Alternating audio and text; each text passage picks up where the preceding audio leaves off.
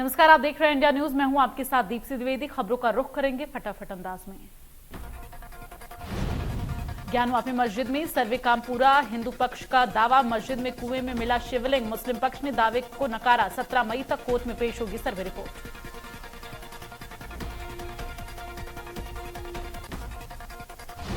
ज्ञानवापी मामले में कोर्ट ने शिवलिंग वाले क्षेत्र को सील करने के दिया आदेश। कोर्ट ने शिवलिंग को बताया महत्वपूर्ण साक्ष्य। मामले में वाराणसी कोर्ट के आदेश की कॉपी आईटीवी के पास। ज्ञानवापी सर्वे में हिंदू पक्ष ने कुएं में शिवलिंग मिलने का किया था दावा।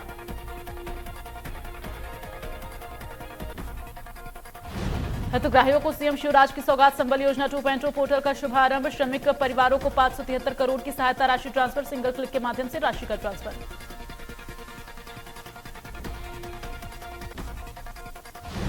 बुद्ध पूर्णिमा के मौके पर प्रधानमंत्री नरेंद्र मोदी नेपाल के लुम्बिनी पहुंचे और नेपाल में पीएम शेर बहादुर देउबा ने नरेंद्र मोदी का स्वागत किया।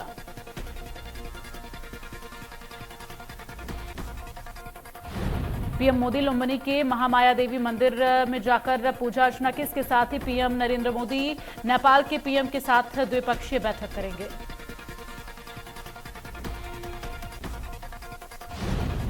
मायादेवी मंदिर में पीएम मोदी ने पुष्करणी तालाब की परिक्रमा की। इसके साथ साथ उन्होंने पवित्र बोधि वृक्ष की पूजा भी की। बुद्ध पूर्णिमा के मौके पर पीएम मोदी नेपाल दौरे पर हैं। नेपाल के लुम्बिनी में मोदी अपने समकक्ष शेर बहादुर देउबा से मिले।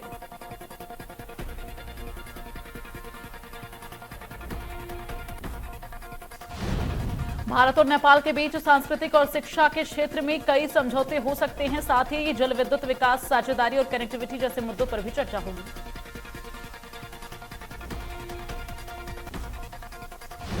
पीएम मोदी का ये 5वां नेपाल दौरा। दूसरे कार्यकाल में पहली बार पीएम मोदी मिशन नेपाल पर पहुंचे हैं। पीएम मोदी का ये दौरा दोनों देशों की दोस्ती के लिए काफी अहम माना जा रहा है।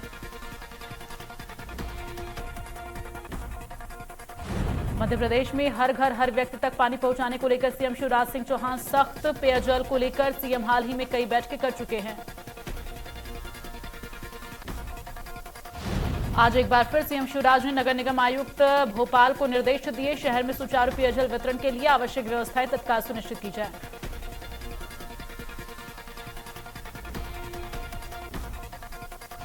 गृहमंत्री नरोत्तम मिश्रा ने कोरोना को लेकर पिछले 24 घंटे में कहा है कि पिछले 24 घंटे में 23 नए मामले सामने आए। 31 लोग ठीक हुए। एक्टिव केसों की संख्या 254 है।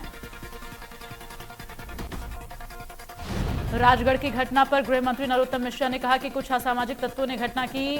पुलिस वहां मौजूद थी। शादी संपन्न हो गई है। शादी व्यवस्था वहां कायम है।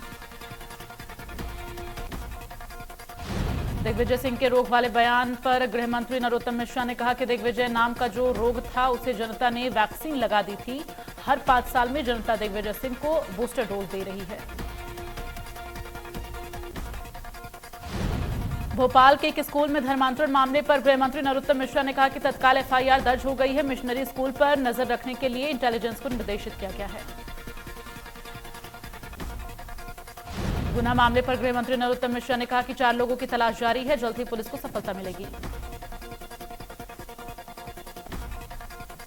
राहुल गांधी पर गृहमंत्री नरोत्तम मिश्रा ने कहा कि पहले ही कहा था कि चिंतन शिविर नहीं है, चिंता शिविर है जो निर्णय लिया गया है। ऐसे में मध्य प्रदेश के कांग्रेस नेता समाप्त हो जाएंगे।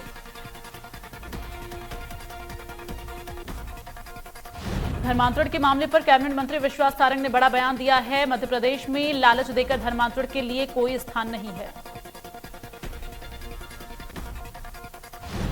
उन्होंने कहा पाप करने वाले आरोपियों के खिलाफ सख्त से सख्त कार्रवाई की जाएगी। सारंग ने कहा कि जो धर्मांतरण में लगे हुए हैं वो समझ ले कि बीजेपी की सरकार है। ऐसी कोई घटना की अनुमति नहीं दी जाएगी।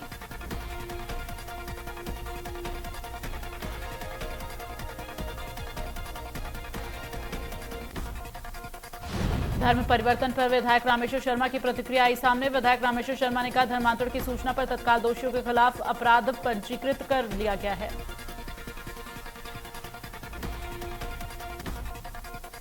जिन लोगों का धर्मांतरण कराया जा रहा था ऐसे परिवारों को चिन्हित किया जा रहा है। प्रशासन को कठोरतम कार्रवाई के लिए कहा गया।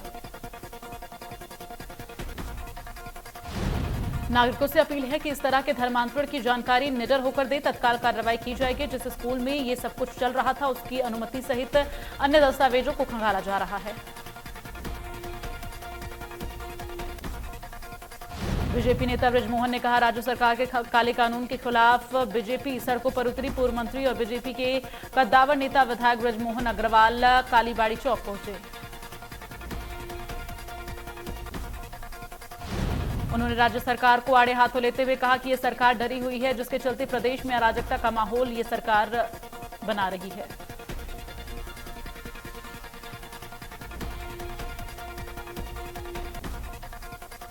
छत्तीसगढ़ में बिना इजाजत आंदोलन न करने के सरकार के फैसले के खिलाफ पूरे प्रदेश में बीजेपी कार्यकर्ता सड़कों पर उतरे। जेल भरो आंदोलन चलाया जा रहा है।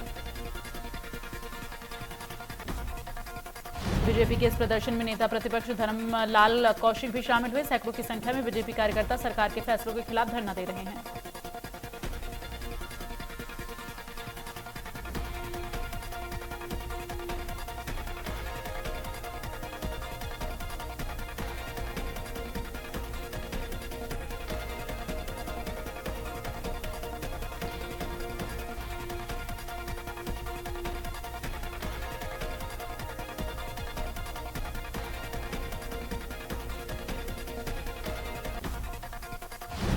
दिग्विजय सिंह पर हितेश वाजपेयी का बड़ा वार। ट्विटर के जरिए दिग्विजय पर साधा निशाना, कहा आपके पुत्र गलत राह पर तो नहीं।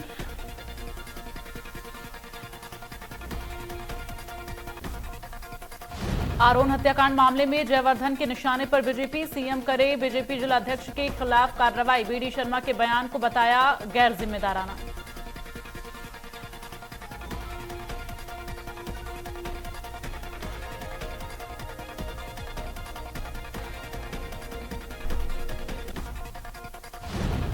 इंदौर के खुड़ैल थाना क्षेत्र में खेती किसानी करने वाले बुजुर्ग दंपति की संदिग्ध अवस्था में मौत का मामला आया सामने, जिसको लेकर पुलिस ने मर्ग कायम कर मामले की जांच शुरू कर दी है।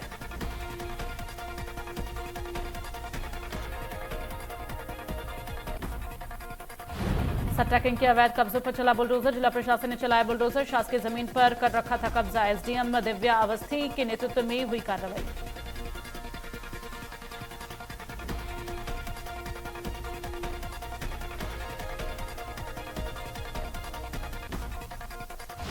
भोपाल के एक स्कूल में धर्म परिवर्तन का मामला आया सामने। पुलिस हरकत में आ गई है। मामले को बढ़ता देख पुलिस ने अब 5 लोगों के खिलाफ एफआईआर दर्ज की, जबकि स्कूल मालिक पुलिस की गिरफ्त से फरार बताया जा रहा है। धर्म परिवर्तन से आक्रोशित हिंदू संगठन के लोगों ने स्कूल के सामने संचालक का पुतला जलाया।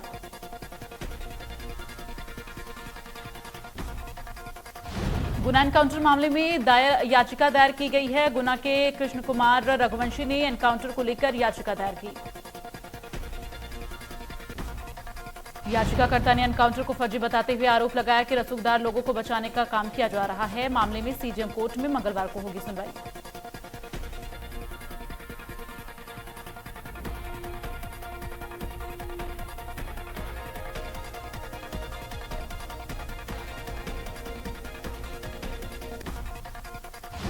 छत्तीसगढ़ के हसदेव में कोल माइंस की अनुमति मिलने के बाद हसदेव के तमाम ग्रामीण लगातार आंदोलन कर रहे हैं।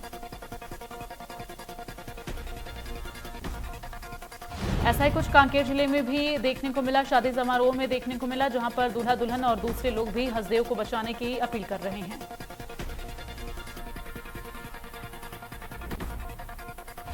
रायपुर से जानलेवा हमले का वीडियो आया सामने। खमतराई इलाके में छात्रों पर चाकू और तलवार से जानलेवा हमला किया गया। हमले के बाद सभी आरोपी मौके से फरार। छात्रों पर जानलेवा हमले का वीडियो सोशल मीडिया पर वायरल। पुलिस मामले की जांच में जुटी।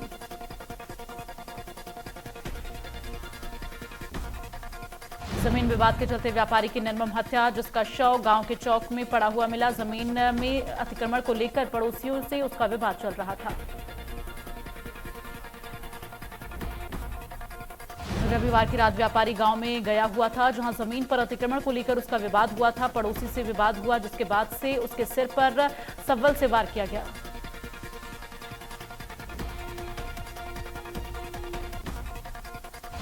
बैतूल भीमपुर के पास बीती रात भीषण हादसा हुआ। ट्रैक्टर ट्रॉली पलटने से 4 लोगों की मौत। मृतकों में 2 बच्चे भी शामिल। 20 से ज्यादा लोग घायल।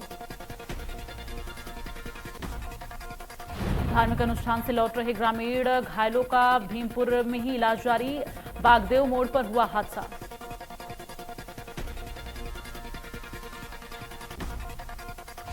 पर्यटन मंडल की बड़ी लापरवाही आई सामने। बिना पेट्रोल के ही नदी में भेज दी 2 मोटर बोट। परिवार के 6 लोग और 14 सैलानी बीच नदी में फंसे।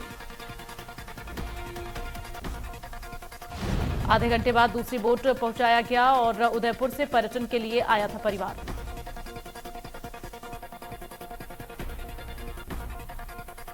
खरगोन में बीते रविवार को भीषण सड़क हादसा हुआ, जहां कार और बस में भिड़ंत हो गई, जिसमें कार में सवार 4 लोगों की मौके पर मौत।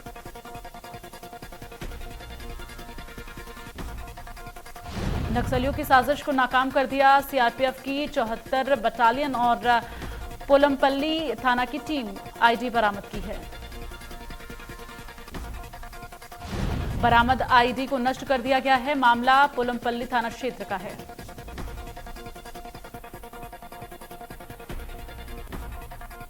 राजगढ़ के पिपलिया कला गांव से दबंगई की वारदात आई सामने। दलित की बेटी की बारात को रोकने दबंगों ने टेंट उखाड़कर फेंका।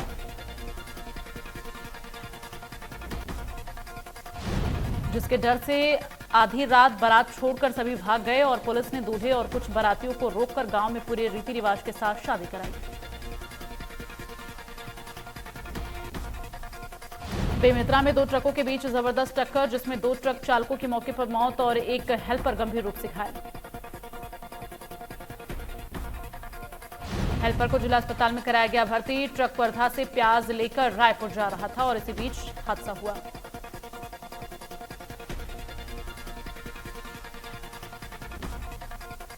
सरगुजा के कई इलाकों में तेज आंधी तूफान के साथ बारिश, जिसके बाद झाड़ गिरने से 2 युवक घायल हुए। वहीं मैनपाट से तूफान से दर्जनों पेड़ टूट कर गिर गए।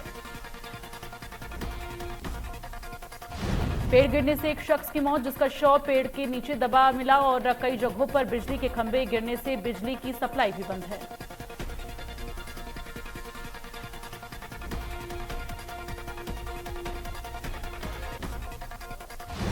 पीएम मोदी 26 मई को चेन्नई जाएंगे। नेशनल हवाई डिपार्टमेंट के इवेंट में हिस्सा लेंगे।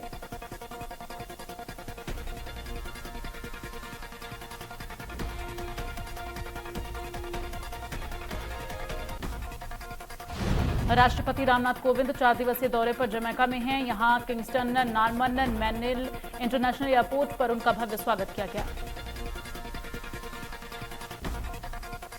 एयरपोर्ट में भारतीय मूल के लोग भी राष्ट्रपति के आगमन के लिए मौजूद रहे और जमैका पहुंचने पर कोविंद को गार्ड ऑफ ऑनर दिया गया।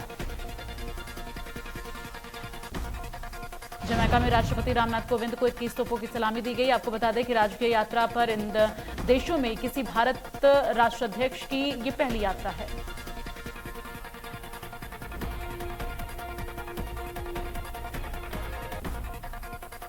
रूस यूक्रेन के जंग के बीच का आज 82वां दिन। अब रूस ने दावा किया है कि यूक्रेन की तरफ से उस पर हमला हुआ है, जिसमें एक रूसी नागरिक की मौत हुई है और 6 लोग जख्मी हुए हैं।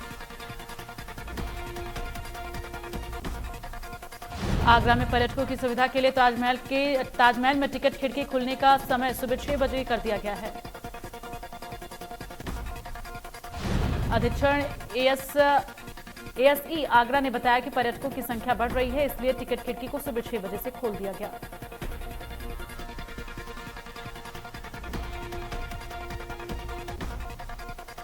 मध्य प्रदेश में गर्मी का कहर जारी है। कई जिलों में लगातार तापमान में बढ़ोतरी हो रही है। उमस ने लोगों का जीना मुहाल कर दिया है।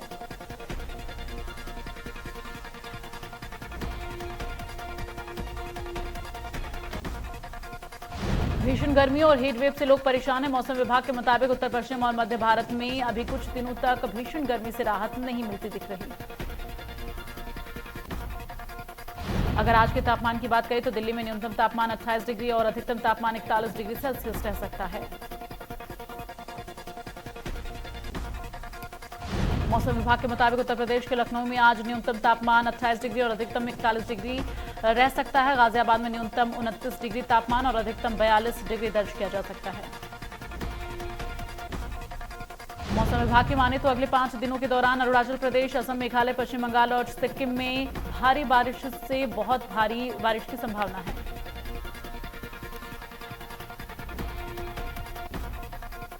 भारत में पिछले 24 घंटे में कोरोना वायरस के 2202 नए मामले आए सामने, 13 मरीजों की मौत। अब तक आप बता दें एक्टिव केसों की संख्या 17,693 हो गई है। हरियाणा में कोरोना के पिछले 24 घंटे में 302 नए मामले आए सामने, एक्टिव केसों की संख्या 1775। गुरुग्राम में कोरोना के सबसे ज्यादा 241 नए मामले आए सामने, 350 मरीजों ने कोरोना को दी मात। फरीदाबाद में कोरोना के 46 नए मामले आए सामने, 76 मरीजों ने कोरोना को दी मात।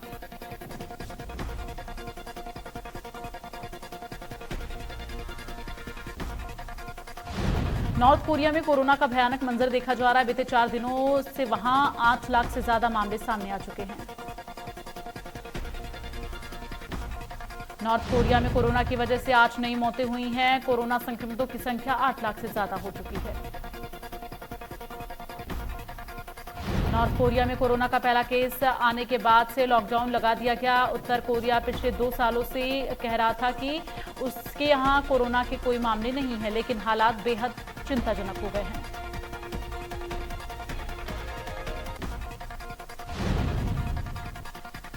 रॉयल्स ने टॉप 2 में पहुंचने की अपनी उम्मीद को बरकरार रखा। टीम ने आईपीएल 2022 के 63वें मुकाबले में लखनऊ सुपर जायंट्स को 24 रन से हराकर ये टीम की 13 मैचों में 8वीं जीत है। मैच में राजस्थान ने पहले खेलते हुए 6 विकेट पर 178 रन बनाए। यशस्वी जायसवाल ने सबसे अधिक 41 रन बनाए।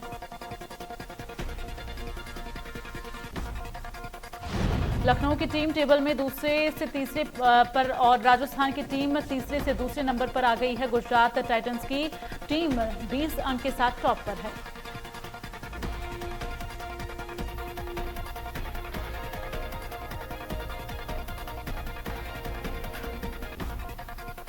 मुंबई के वानखेड़े स्टेडियम में गुजरात टाइटंस ने आईपीएल के मौजूदा सीजन 62वें मैच में चेन्नई सुपर किंग्स को 7 विकेट से हरा दिया।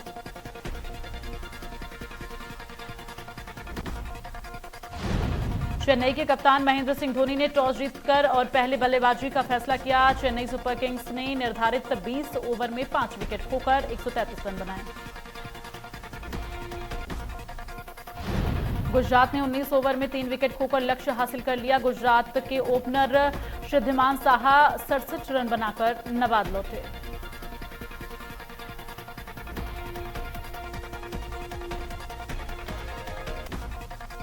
इंडियन प्रीमियर लीग को 15वें सीजन के 64वें मुकाबले में दिल्ली कैपिटल्स का सामना पंजाब किंग्स के साथ होना है। मुंबई के डीवाई पाटिल स्टेडियम में होने वाला है ये मुकाबला।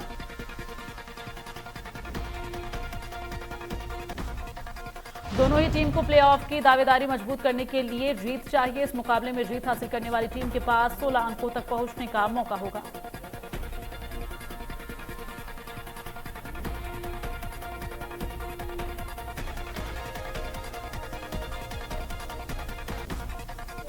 आर्यन खान ने लंबे ब्रेक के बाद सोशल मीडिया पर वापसी की। ड्रग्स केस की गिरफ्तारी के बाद उन्होंने सोशल मीडिया से दूरी बना ली थी।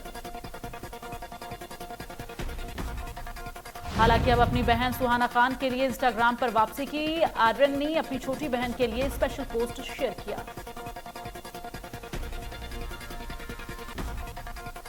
थॉमस कप में भारत ने रचा इतिहास। 3-0 से फाइनल जीतकर पहली बार जीता प्रतिष्ठित थॉमस कप बैडमिंटन खिताब।